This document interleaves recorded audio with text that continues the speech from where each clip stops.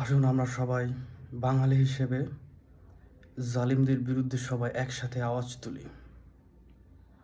গণভোটের গণরায় পাল্টাতে চায় কোন শালায়? গণভোটের গণরায় পাল্টাতে চায় কোন শালায়?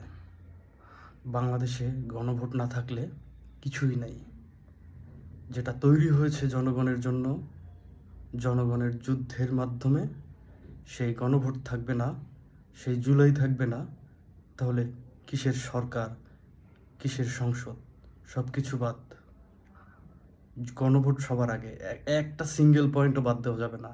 যেই কয়টা পয়েন্ট আছে 100 বাস্তবায়ন করতে হবে। বিএনপি আবার ওই যে সাদা পানি খায় না, ওরা হচ্ছে ঘোলা পানি খায়। ওরা হচ্ছে ওই যে শুয়োর নাকি শুয়োর মনে হয় হয়তোবা, ওরা হচ্ছে ঘোলা পানি খায়, নর্মাল পরিষ্কার পানি খায় না। তো বিএনপির অবস্থা হচ্ছে এটা, ওরা হচ্ছে ঘোলা পানি খাবে, ওদের ওই যে পরিষ্কার পানি ওরা খাবে না। তো ওদেরকে যেটা দরকার সেটাই করতে হবে। সবাই একসাথে এই বিষয়ে আওয়াজ তুলুন। ইনকিলাব জিন্দাবাদ।